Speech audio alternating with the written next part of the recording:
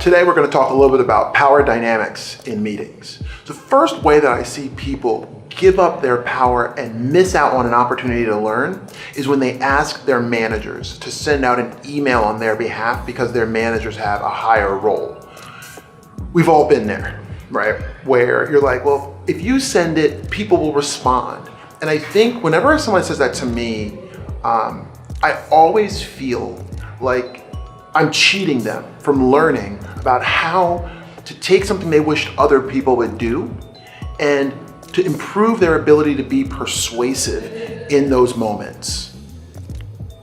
I, as a manager, have learned that you can come in and beat people over the head to get them to do things, which sometimes you have to do, but most times you get more bees with honey. So the idea of learning and sharpening your saw and your skills on how to be more persuasive and show people that this change is in their best interest is an amazing skill to acquire. So do not ask your manager to send a message out on your behalf. For me, it makes me feel almost like you're acquiescing your power and you're almost giving up on your ability to own this problem and to convince other people that you can help them solve it. We also had a meeting in the company recently and I was chatting with a small group of people and someone said, well, Will, how do you balance out being nice to the client along with being kind of tough with them when you need to be?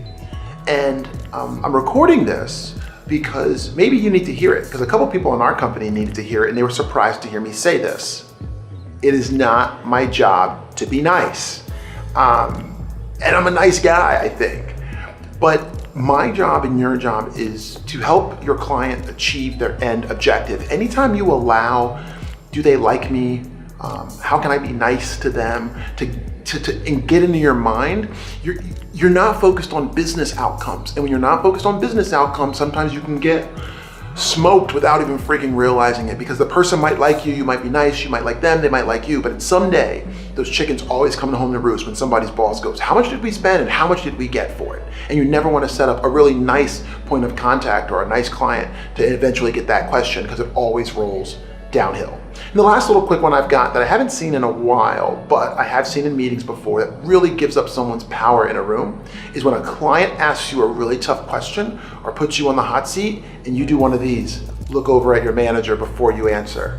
When somebody asks you a tough question, there's nothing wrong with saying, I don't know the answer to that, let me get you that answer. But keep your eyes locked on them while you're saying it, or lock on them. Great question, Will. You know what? Let me get back to you on that. And let me see if my manager might have a few other points that maybe I'm not aware of because they see more than I do. If you're still putting yourself in the position where you are passing the baton to your manager versus doing that nervous look over like, save me, please. So I hope a couple of these tips help. Always game for recording more videos. So if you have other things that you've been struggling with, feel free to leave a comment and I will do my best to answer them with a video. See ya.